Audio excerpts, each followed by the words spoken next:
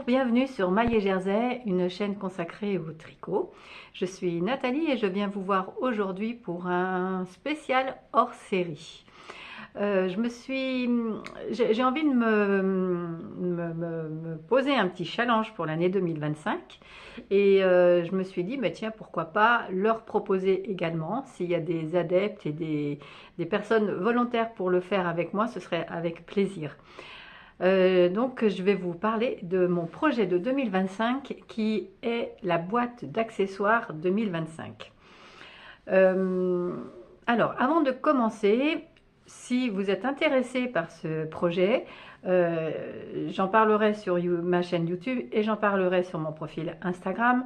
Et donc vous pouvez me retrouver sur Instagram avec le même pseudo qu'ici, c'est-à-dire Maille et Jersey. Et si vous êtes intéressé par ce challenge, je mettrai en route en fonction un hashtag boîte d'accessoires au pluriel 2025. Et puis vous n'aurez qu'à me contacter sur Instagram et puis j'ouvrirai le groupe. Je pense que ça se fonctionne, je n'ai jamais fait de groupe de discussion, je pense que ça fonctionne comme ça, mais je vous parle du groupe de discussion à la fin, à la fin de la vidéo. Alors, de quoi s'agit-il? Je suis partie d'un postulat de base, je vais dire, c'est-à-dire que lorsque j'ai commencé le tricot il y a 2 ans, j'ai bien vu sur les vidéos et tout ça qu'on parlait de boîtes de bas, que les Canadiennes avaient mis ça en route, et je trouvais l'idée sympa de se tricoter une boîte de chaussettes, une chaussette une fois par mois, et puis de se faire une boîte avec ces 12 chaussettes et de se les offrir pour Noël. Je trouvais l'idée sympa. Et donc je me suis lancée, c'est comme ça que j'ai appris à faire des chaussettes. Et cette année, je suis à 10 chaussettes, plus 2 autres paires de chaussettes que j'ai tricotées. Donc on est au mois de novembre, nous sommes le 22 novembre. Donc le compte y est quoi en fait. Hein. Mais par contre, ce que j'ai trouvé, c'est j'ai trouvé un petit peu redondant le fait de faire des chaussettes tout le temps, même si c'est super agréable et à chaque fois c'est quelque chose de nouveau. Mais bon, voilà, finir une paire de chaussettes, en redémarrer une autre, même si on peut commencer par le haut, commencer par la pointe, différents motifs, différentes épaisseurs de laine. Mais bon, j'ai trouvé quand même l'idée un peu redondante. Et puis par contre, je me suis aperçue également dans ma pratique de tricot qu'entre chaque gros ouvrage, j'aimais bien faire un petit accessoire, genre un col, un chapeau, un petit châle, des trucs comme ça. Et de là a germé mon idée de me dire, mais tiens, au lieu de faire une boîte de bas, est-ce que je ne ferais pas pour 2025 une boîte d'accessoires? Alors, c'est donc l'idée principale, c'est ce qui m'amène à ça aujourd'hui. Alors, est-ce que ça vous intéresse déjà? Qui ça intéresse? Est-ce que ça vous intéresse ou est-ce que vous êtes encore un peu hésitante? Peut-être bien que oui, peut-être bien que non. Mon compagnon, il dit souvent, si c'est pas oui, c'est non. Et moi, je vais vous faire dire oui, parce que je vais vous avancer 12 arguments supplémentaires. C'est parti pour les arguments. Alors, pourquoi faire des accessoires? Bon, voilà une bonne question. Faire un accessoire, ça vous permet, ça apporte une respiration entre 2 gros ouvrages. Je m'en suis vraiment rendu compte, ça faisait une pause et faire un petit accessoire vite fait, ça me faisait vraiment du bien. Parce que, deuxième argument, parce que justement, un accessoire, c'est vite fait et ça permet de valoriser un petit peu notre parcours de tricoteuse par quelque chose qui est vite fait, bien fait, et de pouvoir l'arborer fièrement très rapidement, plus rapidement qu'un pull qu'on met plusieurs semaines, plusieurs mois peut-être à faire. L'autre argument, c'est également d'utiliser des restes. Petit accessoire, peu de laine, ça va vous permettre d'utiliser votre stash.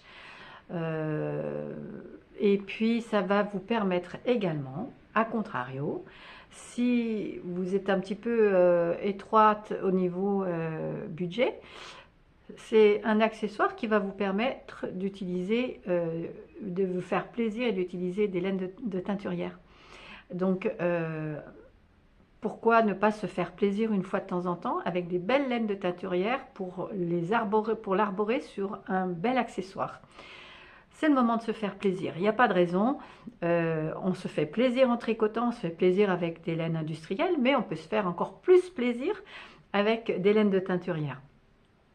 L'autre argument également, c'est que ça permet d'abord d'explorer un petit peu l'univers d'un designer, de voir comment ce designer écrit, sa manière d'écrire, voir un petit peu si on comprend son déroulement, sa pensée. Ça permet de tester avant de s'attaquer à un plus gros ouvrage. Ça permet également de tester des techniques ou des points. Donc ça, c'est également important parce qu'au lieu de partir sur un châle qui fait 600 mailles, tester un certain point sur un accessoire, ça peut être une bonne solution. On a moins de regrets de défaire les rangs si on s'est trompé. Et puis, c'est un petit peu plus stimulant que de faire des échantillons et de tester sur des petits carrés comme ça avec lesquels on ne va rien, on va pas faire grand-chose. Ça va donc vous permettre d'agrandir votre zone de confort.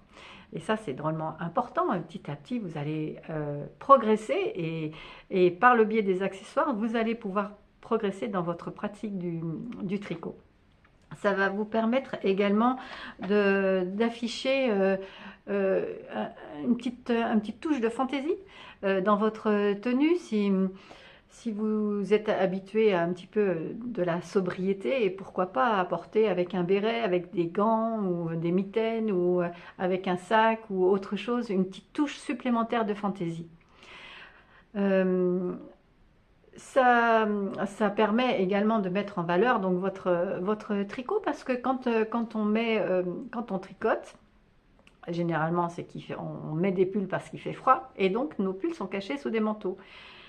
Et donc c'est afficher un petit peu, donner votre petite touche personnelle et afficher aux yeux de tout le monde que vous êtes tricoteuse et fière de l'être en arborant des accessoires qui ne seront pas dissimulés, et en les arborant un petit peu aux yeux et aux yeux de tout le monde. Ça peut être, c'est la petite touche personnelle, ça peut être sympa. Voilà. L'autre chose également, en arborant un accessoire ça je parle à titre personnel, c'est une manière de détourner le regard de ceux qui peuvent vous regarder. C'est de détourner le regard sur un potentiel défaut que vous pourriez avoir, et d'attirer son regard sur quelque chose de plus visible, un accessoire, une couleur, un accessoire, quelque chose comme ça. Je parle de ça, par exemple, il y a 3 ans, j'ai décidé d'arrêter les couleurs pour mes cheveux et de passer à ma chevelure naturelle, et donc de faire une transition naturelle. Et ça s'est fait progressivement, et donc progressivement les racines ont poussé et j'avais le bout de mes cheveux roux. Eh bien, c'est une période que j'ai assumée pleinement, parce que j'ai adoré cette période-là, et j'arborais des accessoires, du vert anis, des bandeaux vert anis ou rose, qui attiraient le regard vers cette couleur-là plutôt que vers mes racines. C'est une manière donc aussi de griger un petit peu notre entourage. Et puis de s'épargner de réflexions pas toujours des réflexions désobligeantes. Et puis c'est aussi afficher son signe extérieur de richesse. Oui, oui, un signe extérieur de richesse, parce que mesdames et messieurs, vous avez des mains en or. Donc affichez le fait que vous ayez des mains en or et soyez-en fiers. Voilà mes principaux arguments. Alors, êtes-vous toujours OK? Si vous êtes OK, ben on va passer à la suite, c'est-à-dire le comment.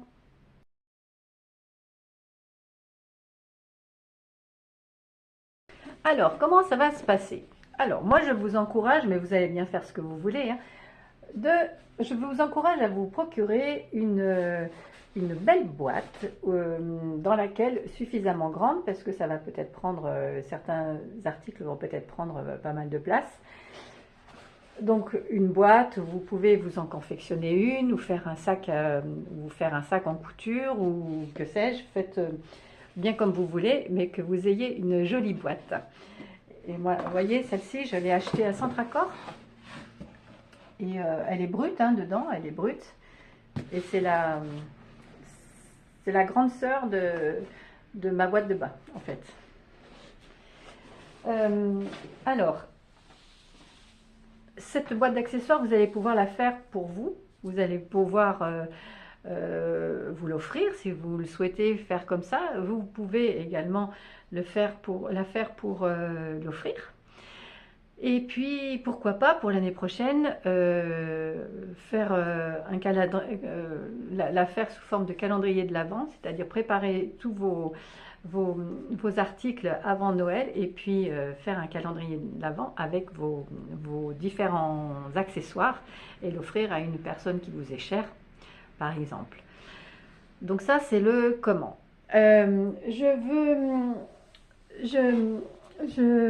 vais créer un groupe sur Instagram pour celles qui sont intéressées. Donc, comme je vous le disais au début, contactez-moi sur Instagram. Donc, avec mon adresse Instagram, Maï et Jersey. Et donc, il y aura le hashtag boîte d'accessoires 2025. Je ne vais pas vous faire une liste de patrons, mais justement, ce groupe servirait à ça. L'idée, l'idée n'est pas de faire toutes la même chose. Par exemple, pour le MCAL de Stephen West, je voulais le faire, et le fait de voir fleurir tous les mêmes châles, même s'ils sont différents avec les couleurs et les textures, ça m'a lassé un petit peu de voir ce châle. Donc l'idée, c'est au contraire de découvrir d'autres accessoires qui ne sont pas forcément très en vue, et de les proposer, pourquoi pas de faire envie après à d'autres personnes de les réaliser. Donc l'idée de ce groupe Instagram, c'est que chacune et chacun apporte sa petite pierre à l'édifice en proposant sa sélection de patrons, par exemple. Alors, j'ai fait une liste de thèmes, d'accessoires, non exhaustive évidemment. Vous pouvez rajouter les vôtres. Je crois que j'en ai 14. Parce que les accessoires, il y a certes des chaussettes, il y a certes des bonnets, il y a des gants, il y a des moufles, il y a des mitaines, mais pourquoi pas aussi des manchettes, pourquoi pas des mini-châles, pourquoi pas des bérets. D'ailleurs, au fur et à mesure que je vous dis ça, je vais vous montrer. Regardez voir. Là, vous avez un béret. J'ai fait un béret. C'est le béret Velvet de Loli Lafay, qui est avec cette jolie bordure en point cœur, je crois, ça s'appelle. Donc ça, c'est un petit accessoire super vite fait. Il peut y avoir des châles, évidemment, des châles à un écheveau, comme ça, c'est plus vite fait. Celui-ci, par exemple, c'est le châle brume de laine poudrée. Ça, c'est un châle qui a été très vite fait. Il peut y avoir des cols également. Donc ça, ce col-là, je vous en ai parlé l'autre fois. Ça, c'est le Fancy Cable Call de Knit Timo. Et donc, ça peut être une idée de réalisation. Celui-là, il vous plaît bien. Il peut y avoir des mitaines également. Donc, les mitaines, je vous les ai fait voir l'autre fois, elles vous ont bien plu. Peut y avoir également... donc j'ai noté les manchettes. Moi j'adore les manchettes, et je vais vous mettre quelques images de manchettes, et vraiment j'aime beaucoup ça. Donc les bandeaux, je vous ai parlé des bandeaux. Il peut y avoir des sacs, pourquoi pas des sacs, des bourses, des porte-monnaies. Moi j'ai un ustensile, là, je sais pas comment on peut appeler ça, une armature là pour fermer un sac. Vous savez, c'est comme les petits porte-monnaies dans le temps, on tournait quelque chose et ça s'ouvrait, c'était la partie métallique.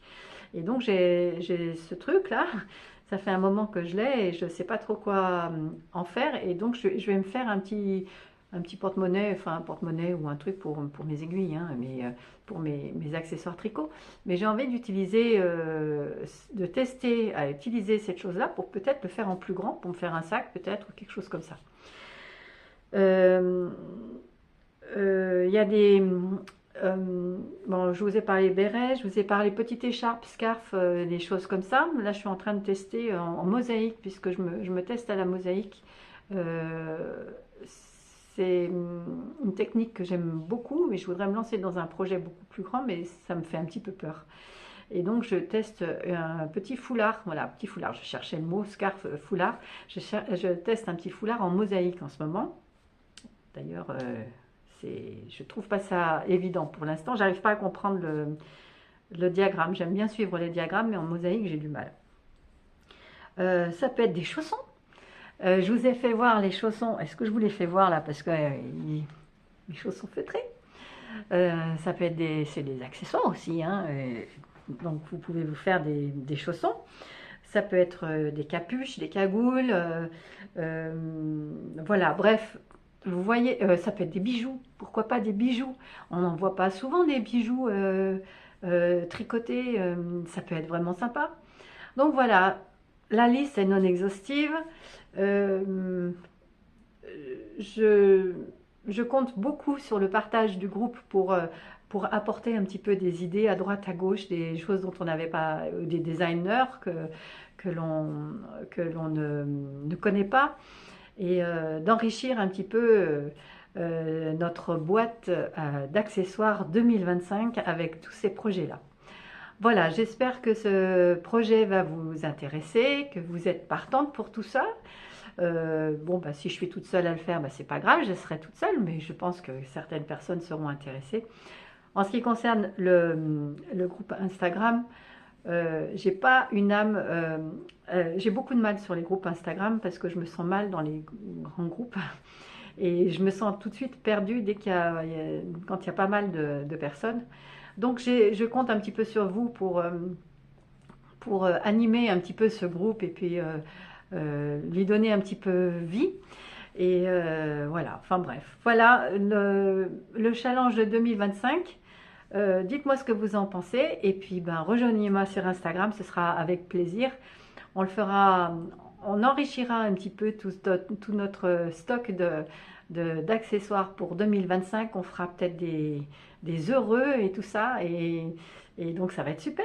Donc voilà, vivement 2025. Vous avez, ah oui, l'idée c'est, j'ai voulu publier la vidéo assez rapidement là parce que nous sommes le 22 novembre. On a un mois, un petit peu plus d'un mois pour justement glaner à droite à gauche un petit peu des idées de projets, voir par quoi on commence. Est-ce qu'on commence par quelque chose autour du cou, sur la tête, sur les mains, sur tout ça. Donc voilà, on a un gros mois pour se faire une petite liste. J'ai fait sur un Ravelry, je vais voir si j'arrive à mettre en lien, en commentaire, dans la barre de description, ma boîte, comment on appelle ça, mon bundle, là, de boîte d'accessoires, de modèle pour la boîte d'accessoires. Donc j'ai créé un bundle sur Ravelry. J'essaierai de mettre le lien en barre d'infos si j'y arrive. Donc voilà l'idée principale. J'espère qu'elle vous enthousiasme. Moi je suis ravie de me dire que à la fin 2025, parce que ça va être une année un peu spéciale pour moi, j'aurai plein de belles petites choses réconfortantes et tout ça, et qui aura apporté quelque chose de positif à cette année 2025 je m'inquiète un petit peu pour cette année. Donc voilà. À très bientôt et bon tricot!